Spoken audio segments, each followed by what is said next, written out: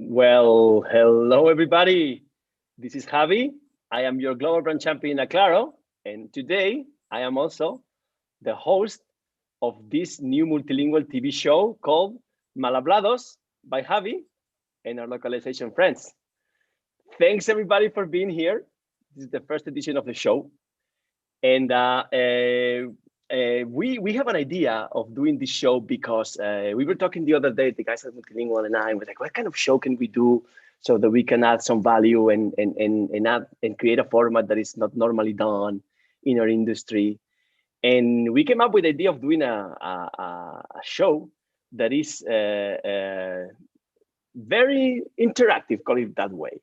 A show in which I will invite one of our localization friends, and then we will set a topic to discuss about it. And as I said before in the video that you probably saw before in the multilingual publication, it's nothing related to localization processes. It's related to leadership topics, things that need to be discussed, things that can help you grow as a person, right? In a very informal, fun way between friends. So we're kicking this show today off with my friend, Carrie Fisher. And you guys are gonna tell me, but didn't you say Jeff Beatty? My friend Jeff Beatty, which is leading the localization at Mozilla, is one of my closest friends in the industry as well.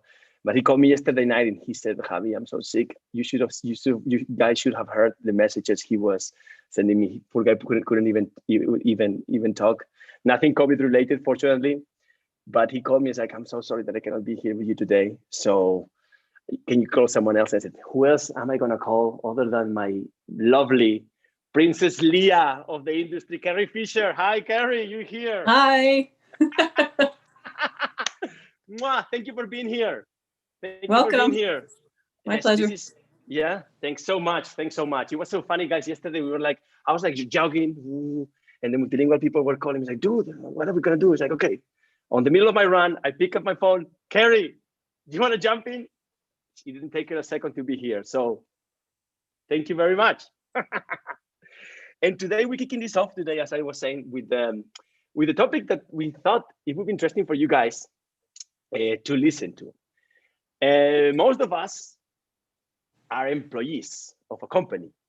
Most of us work under a boss. Most of us work in an environment with other colleagues in which we have to come and present some ideas, some problems, or we might have to face management because they might not be right in what they're telling you, right? So I said, okay, let's ask a few questions let's talk about this. Let's create a few questions and talk about this here live, like in friends, in a very friendly way, and discuss. So, Carrie, what do you think? What is your idea about this whole thing? When you asked me, what did I respond? I'm like, are you kidding? Shitty bosses? That's my specialty. This will be like therapy for me. Happy to join. I love it. And guys, you guys listening to us, don't forget that this is not the BBC, all right? We're allowed to swear here. I just swore. I couldn't wait to say that. So, as I said, Carrie, can you do, I know everybody knows you. You're one of the people that people love the most in this industry, but still for those who don't know you, can you just give us a quick introduction of you? Sure. Carrie Fisher. I'm the Globalization Services Manager at Subway and been in the industry for a long time, and also very heavily involved in women in localization as a volunteer. Love that organization. So thanks for having me. Yeah, are you one of the founding members? I wanted to ask you, and I forgot to ask. Is Anna? I'm not one of the founding members. So it was the three amigas. And then I go into Spanish. I was one of the first board members. So okay. Linda Rosalind and I joined really early, and we were two of the first board members on Women in Loc, long time ago. Oh, you're so young. So, Carrie, the idea of this show is that I'm going to ask you, or we're going to be discussing a few questions that I have here. And then we have some friends here that have joined us. Today is not so many, but then we're going to pass the mic to them. And then is when our reputation is going to go down the drain when they ask us questions that we cannot that we cannot answer to, okay? Right. So let me kick this off, because our discussion today, as I said, is about how to challenge your boss, how to go to him and tell him questions, right? And the first thing that I was thinking when I was writing a bit of the questions today, I was thinking about leadership, right? And confronting a boss can be different depending on how that boss leads, right? To me, to my understanding, and I know little, I am only 38 since Sunday, I've seen in my short career as a professional, two types of leaderships, and I've worked with them in other industries and in other places, right? First type of leadership is this kind of boss, director, who is like it would be like a shepherd, right? Who is like behind the with the stick behind the cattle, like making sure they don't go outside of the line that they should go, right? And then there's this other type of leadership in which the shepherd goes first and he goes opening the road for the cattle behind, right? And I'm not comparing us to cattle, but it's a funny comparison, right? So my first question to you, Carrie, is there really fear for the leader, or what, or do we by default take an approach to leaders based on fear and submission? What do you think? It's a good question. I think it might depend on how old you are. Oh, I think leadership has changed over the years and its approach, as employees. And I also can only speak from the client side. So Javi, you can speak from the LSP side, but gosh, I hope not anymore, right? Although I bet if people have been burned by a few leaders in the past, there might be some residual fear. yeah. For us, I think localization people really face a similar challenge no matter where they work. People don't understand what we do. And in many situations, you find yourself in a new job or you got a new boss. You've got to be prepared, right, to have that 2-slide PowerPoint that explains what you do and why you're valuable. I've got mine on my hard drive. Yeah. Because managers change out all the time. I think in the past 4 years at Subway, I've had 7 managers. Yeah. 5 of them in the last 2 years. But I will say, I don't think I've ever been fearful or felt I needed to be submissive in any way. Because I think hopefully we all realize that we bring huge value to the company. And I think the people that hire us recognize that as well. So you've been lucky with leadership and with management so far here, which is good, right? But okay, then let me go deeper into what you said before. Because you told us you were gonna come here to give shit about leadership before. So can you tell us one bad experience that you had, maybe? Like, I mean, you can make it a little bit milder, but tell us if you don't mind. I have some in the past as well, not in this industry, but I had in the past. Yeah. Oh boy. I mean, when I left Silicon Valley to go to bodybuilding.com, I picked up my family, which was, me and my son, right? Moved to Boise, worked for this guy who in the interview process was amazing. He was warm, he was welcoming. Can't wait to get you here. We want you for your experience, Well, the first few weeks I got there, it was Jekyll and Hyde. He was a completely different person. He was belittling. He was disrespectful, didn't listen, even told me that that I was not his first choice when he hired me. Shit like that, right? And I'm like, oh my God, what am I doing here? The empathy of my shoes, right? Here, like the empathy of my shoes. Same level of empathy of my shoes. My God. Yeah. So I would go home and I would cry. Oh my God. Yeah, it was terrible. And I was seriously considering moving back to Silicon Valley, back to traffic and everything else that goes with it. But no, I stuck with it. And I actually, I went to his boss, which I'd never done before. But I've never gone around my manager to talk badly about him, but I had enough. And it just turned out that he was on probation and I had no idea. Other people had complained as well. And so he got fired the next week. Boom, in your face. I like that one. Yeah. I like that one. You got to speak up for yourself. Yeah. Well, that's a great first question. Like, thank you. And I thought about as well about asking you the following. You've been in the industry or working for a few years, and then you start in a job, and then you know how to get shit done. You know how to do one thing, And then suddenly you come up to the first meeting or the second meeting with your boss, and he's telling you, no, we cannot do this. No way, no. And say like, dude, you are completely wrong. So you can get into situations with management in which they're completely wrong and bad. But in your case, how do you face that situation? How would you come to your boss and say, hey, man, you're fucked up. You don't know what you're talking about. Please listen to me because I am the professional. How would you handle those situations?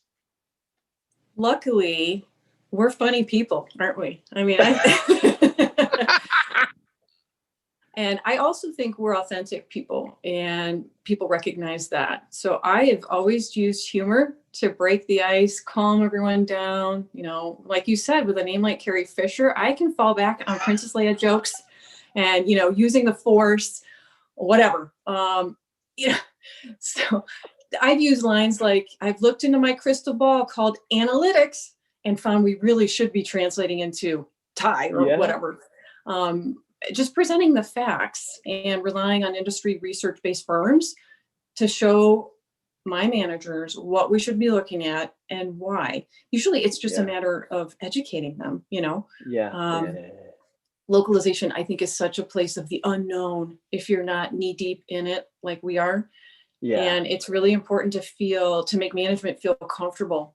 And if you're seen as open and inviting that conversation, I think that's a challenge that can be overcome. I know you for a few years already. You're my friend. You know that I love you so much. I can't wait to go on holidays with you to Greece next year. You owe me that one. And no, you owe me, dude. I owe you that one. And you to me, every time we talk, whether it's on Facebook or whatever, on the phone, whatever, to me, you show that you have a super high emotional intelligence level because you put yourself in the shoes of that person who you're confronting. Definitely, big time. You're a mom as well. You have that experience as well. But can you give us an advice about how, like if you don't have that or you don't use your emotional intelligence because you're not trained to do it, can you give us an advice? Can you give somebody an advice here on how to improve that thing to communicate better? Yes. And it was learned over time, right? And I also read a book when I was going through really hard times with my, I don't know, umpteenth fiance, right? I love it. This is the variety show of the industry, Carrie. So I'm loving this. And it was Crucial Communications When the Stakes Are High. That's the name of the book. And it's important to learn it. And for me, it's really important not to get upset or uptight, and speak calmly and empathize with that person because you have no idea what they're going through. I've been confronted in the past, and it doesn't, I don't think, behoove anyone to bring it back and give it back to that person, right? It's really important, I think, to listen and absorb and even speak back to make sure that you understand what they are saying. I think difficult, situations, difficult people are difficult for a reason. They probably don't feel listened to, or they're frustrated, or they had a shitty childhood, whatever. And just being the calmer person in the conversation or the meeting, and even being a conduit to maybe help them bring their idea to management, whatever is going on, right? Will only gain you a friend in the end. I love it. And I was thinking, when you said about put yourself in the shoes of others, I come from the north of Spain. It's the most beautiful part of Spain. I come from Oviedo. It's a very Christian Catholic backgrounded society, right? So it's funny, but to me, we still have a lot of this thing of criticizing somebody and not putting yourself in the shoes just because of this Christian Catholic background of what is this person wearing at church on Sunday kind of thing, right? And I'm not criticizing that, but we have that in the background, right? So it took me time when I left Oviedo 12 years ago now to start thinking that way. And you know me, you know that I'm the most optimistic person, the most positive, but I had to learn that thing. And I love what you just said right now. I just communicate. I mean, I just I agree with you big time in that, sister. So yeah. Let me get to the next question, because I want to take some 10 more minutes of us, and then I want to just flash our reputation down the toilet, as I said, by the guys connecting their cameras and their microphones, because I see here my friend Michael, I see here my friend Kaloa, I see my dear Julia Greco, which I haven't seen in ages, Elizabeth here, I see Paige is amazing as well, and I want them to ask us, a few questions for 20 minutes, right? So, by the way, guys, if you want, Julia, if you guys want, leave your questions there on the questions and answer tab. So we can, once we get it, I will call my buddy Andre, who's here behind moving the los hilos, the master of puppets. My English is getting worse every time. Puppeteer. Yeah, yep. Puppeteer. And he's gonna connect you guys. He's gonna make you a presenter. You guys can turn on your cameras, your microphones. So if you're in pajamas, okay, just point up the upper part, okay? We both in pajamas here, so it's fine. So no worries. So the other question that I have for you is, let me put it into context. Sometimes you come up with a lot of new ideas that you like to implement, things that management have not thought of before, or you just simply see tasks out there that no one is doing, and then you say, like, I could take that task, I could do it, I could just do it better, or just, if I do these things, the company, the work is going to get positively impacted and move forward, right? Yep. How do you ask for more? Like, how do you come to a boss when there's a certain level of empathy with him? How do you come to him and tell him, hey, I want more. I want to do more because I think we can do this. And this is an important question. How would you come to a boss and tell him, hey, I need more responsibilities? And then I got another follow-up question up for this one. So what is your take on this, Carrie? I have always armed myself with data. If you can show management what's missing, how you can fill that void and come prepared with data-driven facts, it's hard for them to say no. Although it's happened. I have great stories, but the same goes for money. If you want to raise, right? There was, back in the early days, there wasn't a lot of localization data around what everybody made, right? And you sometimes kind of had to make it up. And I even did that at Subway, right? They didn't have anyone who managed localization before. And so I came in with my tiers and said, here's where I should be based on my experience and level of responsibility. And they said, okay. I know I'm lucky. I know that's not normal, right? But that's a great one. That's a great one. Oh, sorry to stop you there. So go. No, I was going to say, if the company is more established, my advice would be to ask what those tiers are. What are my tiers? What are my salary tiers based on my level of responsibility? Hyperion did that for us, and that made it easy to figure out where you should be. And if you're going to hit the top level of a tier and you got nowhere else to go, you were at least armed with the information that this is it. You're not going to get a raise. You're not going to, if you can't move up, you can't move on. Great. Then you've got that information to say, okay, let me start looking, or, okay, I'm okay with just getting bonuses or whatever the situation might be. That's cool. That's cool. I see you. Look, I'm a salesperson. I'm a sales manager. I've done sales. I'm trying to do it in a different way. And I'm trying to twist a little bit I don't know, like to turn around a little bit the way I approach sales. And it's working. I'm liking it. And you know what I do worse, Carrie? I am the worst negotiator in the freaking world. And I believe in love and I believe in the power of people. So I came into the job and I didn't even negotiate my salary, because I had such a blind faith telling them, like, I'm going to bring you results in such a little time that you're going to, boom, right away, give me the raise. And it happened. Like this, it happened like this, like you. But that's not everyone's case, right? That may be a more, a company that squeezes you. Yesterday, I was talking to Matt, my boss, and we were like, I've been in companies in which they squeeze the shice out of you to get the biggest results, and they will not negotiate with you that. So both situations are super fine. And I love the answer that you give us about data, because when you come with data, it's like, boom, that's the data. No, not a big thing. I love it. So audience, how you guys see it? Because you guys are going to be in control in 5-6 minutes. So start thinking about your questions. Make sure that at least your hair is combed and that you have a t-shirt on.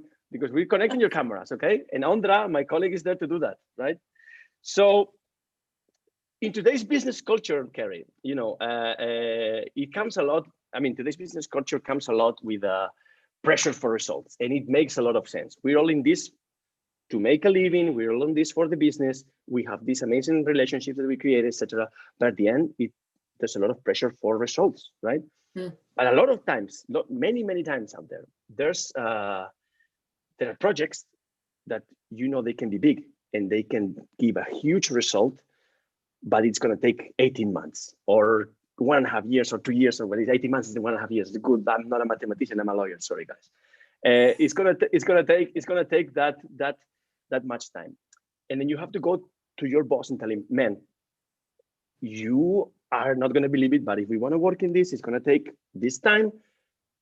How would you handle these situations, Carrie, in which you have to convince a boss with, as I said again, regardless of the level of empathy or relationship you have with him, how do you challenge a boss to tell him, dude, stop giving me the results, I mean, the daily pressure of that thing, because this is a long-term thing. We need to focus on the long-term thing. I'm a huge fan of transparency. Okay. When you bring your peers and your managers into the loop on basic localization metrics and educate them, you make them feel informed and really part of the decision, right? Hey, it takes one day for one translator to translate 1,000 words, whatever it is. And that's why it takes this amount of time to translate this big project. We can add translators to the project that might speed it up. We might run into a higher risk of inconsistent styles. Here's my recommendation. What would you like to do? Okay. And I also tell them how we can avoid stuff like this in the future, right? In my experience, it has come from people not understanding that they needed to engage me 8 months ago. Yeah. And you get to the point where, it's like, oh, go, now it's time to translate. Here you go. And it's like, nope, guys. That's cool. Yeah. That's a good one. That's a very good answer. Like, so it all depends on the relationship and on the preparation and stuff, because I you know me, I'm a pure Sagittarius, pure fire. I do things and sometimes I lay back. It's like, I should have thought about that before. And I will do 2 times the same thing to make it work because I didn't think with preparation. And I love what you just said. So, and I hope, and one more, and we give the mic, okay? So I was talking about like one of the conversations that we always have with my friends, we're having drinks and I love to philosophize with them. And we talk a lot about why people don't do things because of fear for rejection. Like there's a lot of frustrated situations in life, or there's a lot of people that get frustrated in life for fear of rejection, for not doing something, right? So taking into account that attitude, like how do you accept no from a boss? How do you tell them like, oh, what is your reaction when you say like, no, oh, but this is my life was in it. This was one of the coolest things I thought of, and it's gonna work big time. Enlighten us, Carrie. Again, my last company. It's funny because bodybuilding.com was the best company in terms of people. I loved working there. But in Boise, Idaho, there's not a lot of global experience. So where I got to know almost every time was at that company. So the localization program died, and I was put in charge of global market research, payment providers, payment methods, which was a lot of fun. I loved that experience. But I was asked to provide recommendations on where we should invest our resources, and time in terms of the next market that we should enter. And I worked for months. I did the research. I created the presentations, created the recommendations for success in these markets.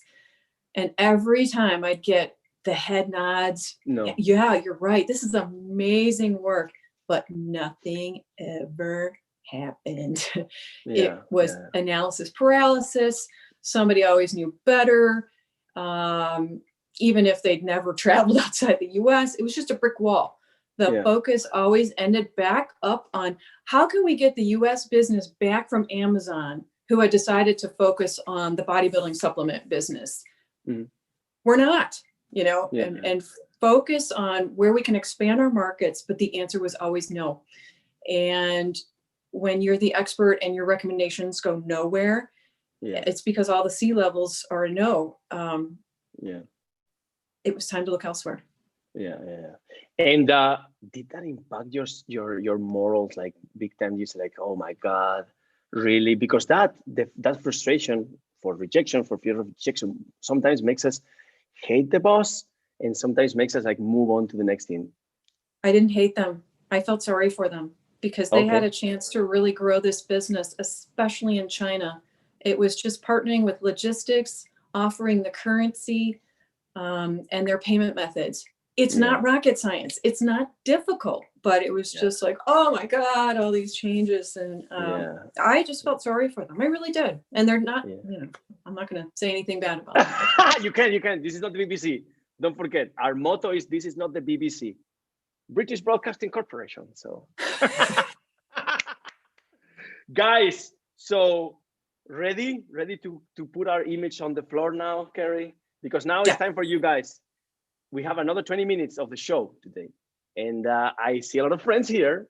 And I'm going to go to the friends first, because I want these friends to ask us questions. And they're disappearing. No, don't disappear. Like, where are you? No. So, like, I'm seeing Kaloa here. And Kaloa is one of the people that I like the most in this industry.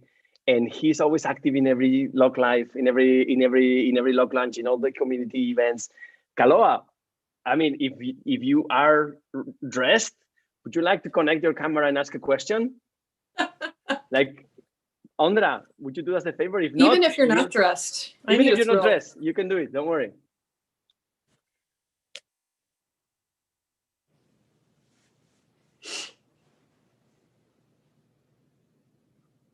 He left. Oh my God, I can't believe it. Ah, okay. Oh, okay. yeah.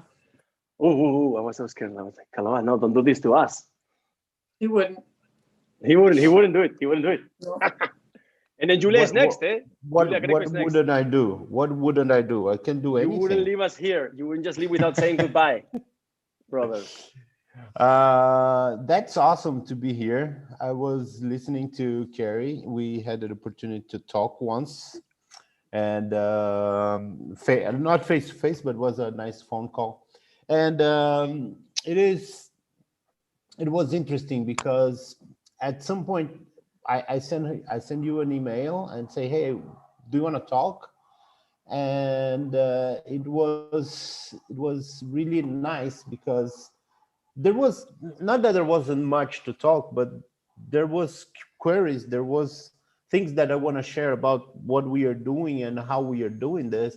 And she was so open to that encouraged me to call other people. And that wasn't like a cold call, because I talked to you. I invited you to meet in the event that we were both attending, and so on. We did meet. We did meet that one time. Yep. Yeah. And but how do you handle what is your take for people that are out there hunting for new clients, new opportunities, and have something to offer actually, and cold call? What is your answer for cold calls? That's a good one. It is a good one. And I might be different than most, but I invite conversations, and I like to hear what every LSP, no matter what their service or what they provide, I like to hear what they have to offer. Because you never know when something is going to click.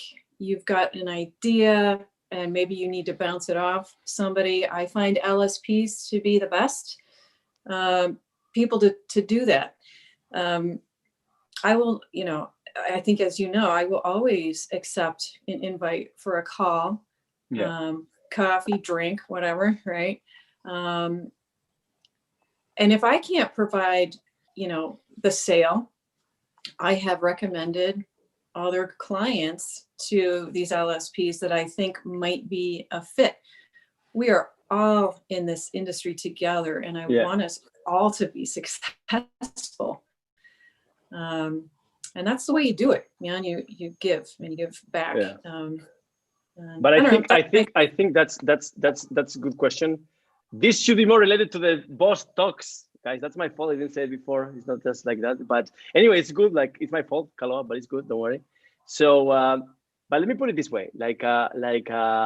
Imagine that, that we all do cold calling. Oh, I mean, I don't do it anymore because I have this approach that is different. But it's really frustrating. And how do you come to your boss and tell him, "Fuck, I've been cold calling all morning.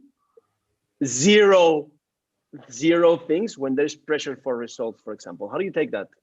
Like, what is your take on that? Kaloa, tell us. What do you think? Yeah, my boss just stopped asking me for cold call. I'm bringing the results, but it's not through cold calls. I mean, I can do that. I mean, if you know me, you know that I have a cold call that is not related to business, but it's like something really short. Okay. I have a person that I know from TV in Brazil. I saw on Instagram that he was in Kiev, and I was in Kiev, and I saw this guy in Kiev by himself.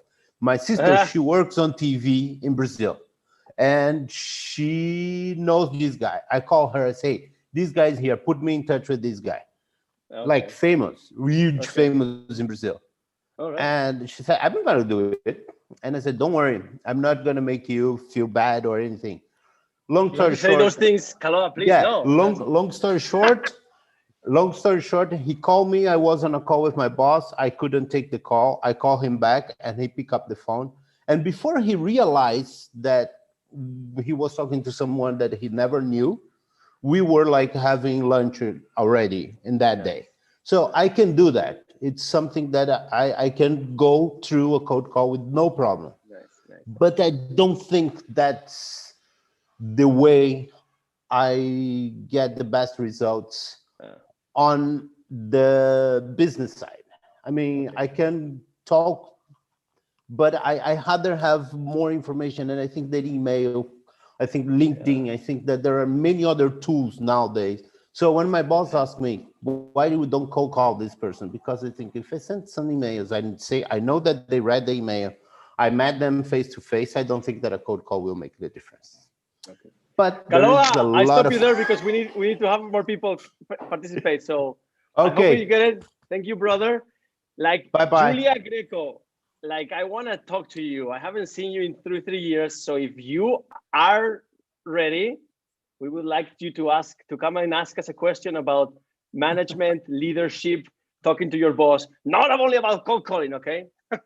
So Julia is ready. Brother, can you make her a presenter? She doesn't have a question, she says. She doesn't, but she's gonna tell us. She's being Julia Greco is amazing. Being this Italian amazing girl living in Canada is amazing. So I know she's got questions to tell us for sure. Julia, you just need to connect the camera and the phone. I know, I'm getting there. I'm getting there. Hello. Oh, good to see you. And it's cold. It's very cold. I'm in Canada, as you said. See, I have like gloves, scarves. Oh, madre mia. Madre mia is right. I love that. When you came out, just, oh, madre mia. That's right. I'm freezing. It's cold. It's only the beginning. Well, How are you doing? I'm doing well. How are you? Yeah. Well, good, I mean, I'm sad all the time because of stupid pandemic and lockdown and no travel and stuck in Canada for over a year now. Oh my God. I haven't been able to go back home to Italy in over a year. So that makes me sad all the time. And I miss traveling and I miss go to real lock worlds in person. And I miss going to events in person and eating snacks with people. I miss having real coffee and beers and wine with people, like all of that. I mean, this is the silver lining is that I am meeting a lot of people now, and I'm like, oh, this afternoon I'm going to some San Diego lock lunch, and I'm like, well, of course I couldn't, but I can because everybody's from all around the world, and we can all do everything at the same time. But I do miss the real life stuff very badly. And I was gonna say I don't really have a question, but you were so eager to have me on that I'm like, okay, I'm dressed. Who am I to say no?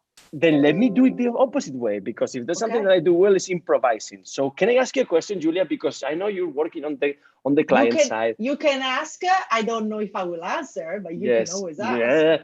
Can we learn more about her? There's a question saying, can we learn more about you since you're here? Or I have another thing, but okay, yeah. Let's tell us a little bit more. How does an Italian, super positive, full of energy girl get to live in Canada, get that job that you have, and give us a quick glance. You have 5 minutes. 1, 2, 3, 4. Okay. So I was already in Canada before doing localization because I married a Canadian man. So the only reason why an Italian would be in Canada is love. Why else?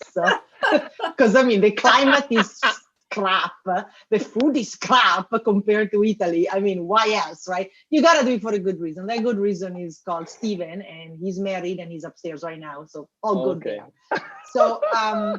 So then I was in Canada for a while, and I used to be a translator and an interpreter back in the days when I was young, when I still lived in Milano. Anyway, long story short, I applied to a job at Shopify, which is a Canadian company headquartered in Ottawa. They were looking for an Italian translator, and I was like, there is nobody in the entire Canadian country that can do this job better than me. I was 100% sure. Like when I saw the job posting, it's like the light came down from the sky and illuminated me. And I was like, this has been written for me. I am the person. I'm going to get the job. And I did. Sometimes you just get that instinct, right? You just know it within every fiber of your being. So anyway, I got in, and within 1 week, I realized the job was not Italian translator. It was like, yes, Italian translator plus a lot of other things. Yeah. And that's how I started my career in localization, really. And I really learned everything on the job. I'm not going to lie. Like my background is as a linguist, is what in North America we call linguist. Everything localization related, I learned it by doing. And yes, I am on the client side. And now I feel super guilty because I don't take cold calls. So you guys that was actually a good question from Carlo. I'm like, my God, I'm a terrible person. I feel like Scrooge. However, I will say the redeeming thing that I'm gonna say is that I do give my time to students and people that are starting in the industry. So I'm like, can I make up for that? I'm not really Scrooge because I don't take business cold calls, but I do help the beginners. So come on, give me a little more time. When I finish hiring my team, I'm hiring right now, I'll have a little more time, and then maybe I will be more willing to respond to the several emails that I receive every day from all sorts of vendors, and I just ignore them. So apologies to whoever may have written to me and I never replied. I will keep on not replying for a while, and then one day I will. So just don't take it personally, please. Julia, and I need to ask you now, like in your journey as an Italian living in Canada and working at Shopify, did you come across any boss that was really bitching you, or you had some trouble, or have you seen the limitations of any boss and you can say it or not, or mold it the way you want, but that has happened, that might happen. How have you faced complicated situations with a boss, for example? So in my career at Shopify in localization, not so much. People have been very respectful. What I have encountered was a boss before my current boss, who is amazing and has a lot of localization experience and is fantastic, best boss I've ever had. Before him, I had a boss who knew nothing about localization. So my team was placed under him. He did content marketing, and they decided they could just tack on international content marketing to his portfolio. Poor guy was totally out of his depth. So we were, me and my colleagues, I and my colleagues were kind of like leading him and trying to teach him. So in a way, he was very accommodating. Like he wouldn't fight us because he didn't know how to fight us. Like he just didn't have the tools to understand what the heck we're talking about.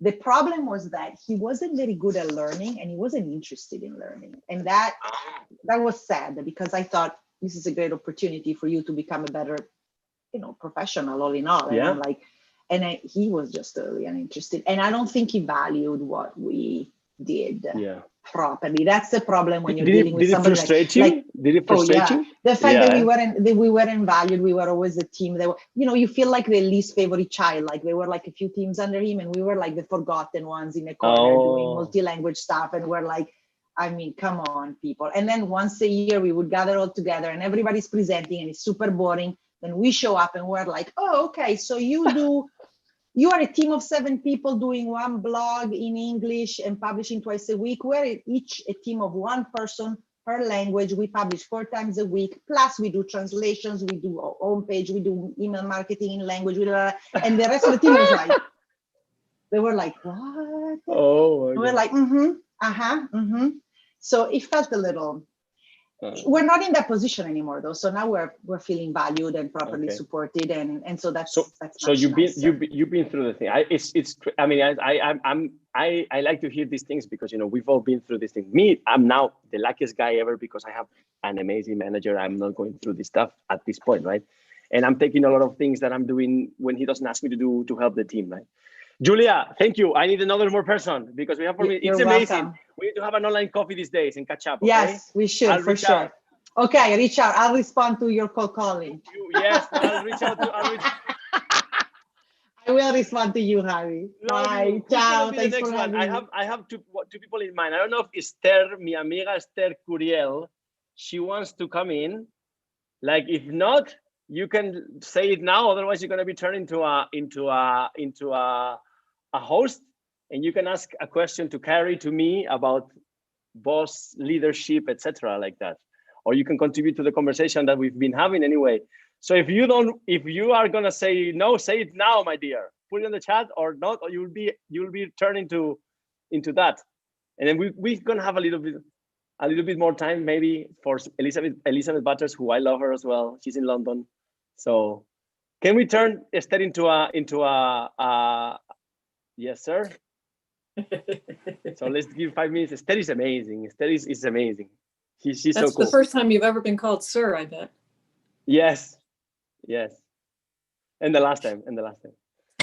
Esther is a Spanish localization professional living in Ireland, and she's got a beautiful story. And I hope she has one of her Pocoyo backgrounds now on when she turns the camera on. I don't know if she's going to be able to have one of those, but her backgrounds on Zoom are amazing. Mm-hmm. Esther, can you hear us?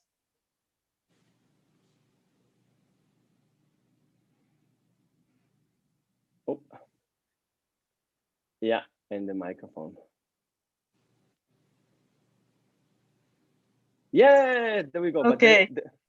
Javi, just to say, I don't know if this is gonna work. I'm having awful connectivity problems today. Big issues with the internet. We're onto the provider, changing the router today. So I'm on my phone. I'm not even sure that's gonna stay very. It's okay. It's great. It looks great. Don't worry. How are you doing? Not too bad. Yeah, you going home for Christmas or not? The holidays now. Yeah. So you followed the conversation. I know you came. I saw you there. I came in very late, so I've missed most of it. I don't know what has been discussed already. No. So let me ask you a question then, because I know you're a manager there and you are a boss. Let me put you in trouble then. Oh no, God. No, I won't do that. Connectivity issues now. I love it. But let me ask a question. Like, it's an easy one. How do you create rapport with your team members? Like, do you do or can you give us some advice on how to create proper rapport with team members for those of us here listening that might be leading teams, etc., right? And you're very good at that. And now your connection is stable and amazing, and you look great, huh? So, by the way, Esther is working for Indeed.com. She's one of the localization lead managers in Indeed.com, okay? I didn't say that, sorry. Yes. Okay, how to build rapport? I suppose it's just, empathy, show empathy and take time to get to know the team, and try and make some, today actually, I don't know if I'm the best person at this because I'm often very focused on, okay, we need to discuss business and everyone is very busy, so there isn't much time for everything else. But we've been doing a couple of things, lately to kind of help with how remote everyone is feeling from the others, with the whole working from home thing and so on. Apart from kind of coffee mornings and things like that, like this morning we changed the usual team meeting into just a quiz for all of us. One of the team members actually volunteered to prepare it and was just with questions about other team members that some people might or might not know. And it was very well done, like with kind of funny pictures and funny questions and so on. it's just we did a previous session as well for people to just talk about themselves and kind of what they like or not, ambitions, funny things they've done in the past and so on, kind of outside of the work thing. Yeah. And then also talk as well about things that they might have a certain specialization in. The team is actually very, it's not all linguists. It's a bit of a mixture. That was on purpose. So that means, some people bring experiences that others might not have had professionally as well as outside of that. So just, I suppose, building the space for those kind of conversations, that helps an awful lot, I think. Yeah. So a lot of exercises I love it. So one of the topics we need to discuss here definitely is empathy. Like I need somebody to come in here and discuss about empathy, because to me, empathy is something that is key to self-development as a professional, as a person. And it's not used that much, right, Carrie? What do you think? I completely agree. Yes. Esther, thank you very much. I love you. You're a great friend. Thanks for your contribution. Like, it's already finished, but like, I don't want to leave without Elizabeth asking us a question. She said she's at the office. She said she wanted to ask, and she put it in the chat there. So if we can turn Elizabeth into a guest here, and then we're gonna leave it for the day. Today was like a little bit experimental. I know this goes like to get the full experience in this program. People should log into Zoom so we can ask the questions and turn you into a speaker.